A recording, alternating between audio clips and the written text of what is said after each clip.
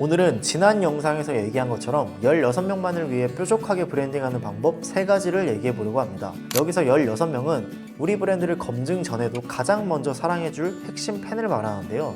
왜 16명인지 궁금하신 분들은 이전 영상에 설명 있으니 보고 오시는 걸 추천드립니다. 그리고 제가 브랜드를 만드는데 정말 도움이 많이 된 책 5권에 대한 것도 언급해 드릴게요. 자, 그러면 브랜딩 개념을 잠깐 복습하고 시작해 보겠습니다. 브랜딩이란 브랜드가 추구하는 이미지를 지속적으로 일관성 있게 소비자들에게 다양한 방법으로 전달하는 모든 것이라고 했는데요. 초기 브랜드는 자본이 없기 때문에 유명한 브랜드와 다르게 뾰족하게 브랜딩해야 된다고 알려드렸습니다. 이제 초기 브랜드가 어떻게 뾰족하게 브랜딩할 수 있는지 구체적인 방법 3가지에 대해서 얘기를 해볼게요. 첫 번째는 이미 형성된 커뮤니티를 이용하는 겁니다. 만약 우리 브랜드를 검증 이전에도 좋아해주는 초기 고객들이 어떤 하나의 공통된 관심사로 이미 모여 있으면 그걸 이용하는 겁니다. 예를 들어 바이파라라는 브랜드는 초기에 스케이트보드라는 문화를 기반으로 성장했는데 이 브랜드가 초기에 했던 대부분의 선택이 모두 스케이트보드를 좋아하고 즐기는 사람들을 위한 것이었죠. 디자인부터 소재, 그리고 모델 등 스케이트보드를 좋아하는 사람이라면 열광할 만한 것들로 만들었어요.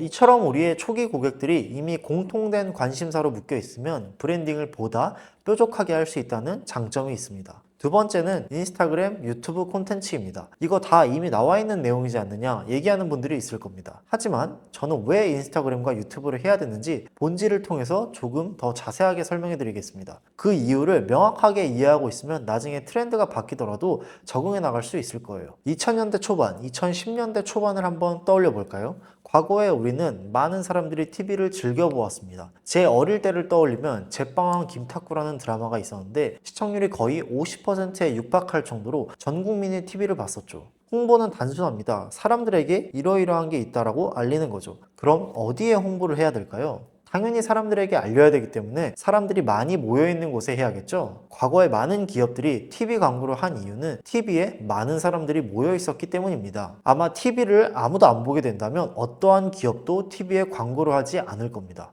그런데 시대가 바뀌면서 사람들은 이제 더 이상 TV를 보지 않게 됩니다. 제가 어렸을 때는 주말에 가족들끼리 거실에 모여서 무한도전, 1박 2일 같은 예능을 같이 보곤 했었는데 요즘은 주말에 각자 방에서 자기가 좋아하는 콘텐츠를 SNS, 유튜브 같은 플랫폼을 통해서 소비합니다. 아까 홍보가 뭐라고 했죠? 사람들이 모여있는 곳에서 우리를 알린다라고 했죠? 이제는 TV가 아니라 핸드폰에 SNS나 유튜브 같은 플랫폼에 사람들이 모여있는 겁니다. 그래서 많은 사람들이 SNS 마케팅해라, 유튜브 콘텐츠 찍어라 라고 얘기하는 거죠. 이제는 나중에 트렌드가 바뀌어서 사람들이 모이는 곳이 달라진다고 하더라도 그 움직임을 포착하고 대비할 수 있겠죠. 추가로 TV 광고와 비교해 SNS, 유튜브 플랫폼에는 2가지 엄청난 장점이 있습니다. TV 광고는 정말 비쌉니다. 그 몇 초를 송출하는데 적게는 수천만 원부터 많게는 수십억 원까지 듭니다. 근데 SNS나 유튜브에 영상 콘텐츠를 올리는 건 무료죠. 콘텐츠 만드는 비용을 제외하고는 돈이 전혀 들지 않습니다. 아니, 무료로 사람들이 모여있는 공간에 콘텐츠를 올릴 수 있다는데 안 올릴 이유가 없지 않나요? 두 번째 장점은 타겟을 세분화해서 홍보할 수 있습니다. 우리가 축구용품 브랜드니까 축구에 관심 있는 사람들에게만 TV 광고를 송출할 수 있었나요? 아니요, 없었습니다. TV 광고는 그 시간에 누가 보든 동일하게 광고가 송출되었기에 우리 브랜드를 좋아하지 않을 대다수의 사람들에게도 노출됐습니다. 이러한 불필요한 비용이 합쳐져 있기에 TV 광고가 굉장히 비쌌던 거죠. 그런데 지금은 어떤가요? 우리가 인스타그램이나 유튜브에 광고를 등록할 때 우리 브랜드의 이미지나 컨셉을 좋아할 만한 사람들에게만 노출할 수 있는 관심사 기반 타겟팅 광고가 가능합니다. TV 광고에 비해서 적은 비용으로 오히려 더 높은 효율로 광고를 할 수 있다는 말이죠. 초기 브랜드가 뾰족하게 브랜딩하는 마지막 3번째 방법은 저평가된 플랫폼을 예의주시하기입니다. 해외에서는 많은 브랜드가 너도 나도 틱톡에 목숨을 거는데 대부분의 고객이 한국인인 한국 기반 브랜드는 틱톡을 많이 하지 않습니다. 그 이유를 이제 알 것 같지 않나요? 네, 맞습니다. 우리 브랜드에 관심이 있을 만한 사람들이 많이 없기 때문입니다. 즉, 모여있는 사람이 적다는 거죠. 하지만 이러한 플랫폼들을 예의주시해야 될 필요가 있습니다. 인스타, 유튜브도 초반에는 이렇게까지 잘 된 게 아니었죠. 초기에는 아주 소수의 사람들만 이용하다가 점점 시간이 지날수록 유명해지면서 안 쓰는 사람이 없을 정도로 커진 것처럼 말입니다. 그러면 이미 사람들이 많이 사용하는 플랫폼에만 올리면 되는 거 아니지 않냐고요? 인스타나 유튜브에는 너무나도 다양한 콘텐츠가 많아서 이미 포화 상태입니다. 그래서 우리 콘텐츠가 관심받기가 여간 어려운 일이 아니죠. 반면에 우리 브랜드를 좋아할 만한 사람들이 어떤 새로운 플랫폼에 모이는 움직임을 포착했다고 해볼게요. 그때 만약에 해당 플랫폼을 통해서 콘텐츠를 발행하면 아마 인스타나 유튜브에 비해서 우리 브랜드가 훨씬 더 쉽게 관심받을 수 있습니다. 모든 플랫폼이 마찬가지로 시간이 지날수록 점점 성숙기에 접어들면 우리 콘텐츠의 관심도는 점점 떨어질 겁니다. 그러면 이제 어떻게 실제로 하는지 제가 준비하고 있는 스밀로라는 브랜드를 통해서 보여드리겠습니다. 첫 번째, 기존에 형성되어 있는 커뮤니티를 이용한다. 사실 제가 생각했을 때 세 가지 방법 중에서 가장 강력합니다.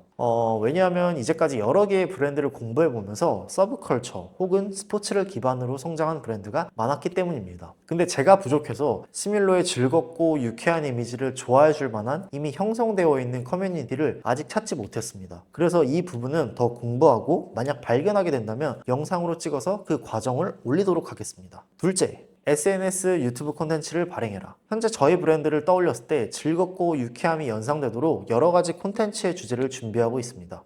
예를 들어 실제로 저희 제품을 구매한 소비자와 인터뷰하면서 어떻게 하면 조금 더 즐겁고 유쾌하게 살아갈 수 있는지에 대한 영상, 혹은 유행하고 있는 밈과 연결해서 영상을 보면 즐겁게 웃을 수 있는 콘텐츠도 준비하고 있습니다. 세 번째, 아직 저평가된 플랫폼을 예의주시하기. 여러 리서치 결과 자료 조사를 통해서 저희는 현재 저희가 타겟하고 있는 연령층의 사람들의 스레드 이용 비율이 높아지고 있는 걸 확인했습니다. 또한 최근에 떠오르는 카카오톡 쇼폼, 네이버 클립도 예의주시하고 있죠. 이처럼 초기 브랜드는 뾰족하게 브랜딩해야 생존할 수 있습니다. 초기 브랜드는 성장이 아니라 생존이 중요합니다. 다음 영상에서는 공대생인 제가 브랜딩이나 사업을 하면서 도움을 많이 받았던 책 5권을 소개해드리려고 합니다. 정말 아무것도 모르는 저에게 많은 것을 알려준 교과서 같은 책들입니다. 그 책들을 제가 완벽하게 리뷰를 한번 해보도록 하겠습니다. 정말 엄청난 영상으로 돌아오겠습니다. 저의 손치타 채널 구독해 주시길 바랍니다. 감사합니다.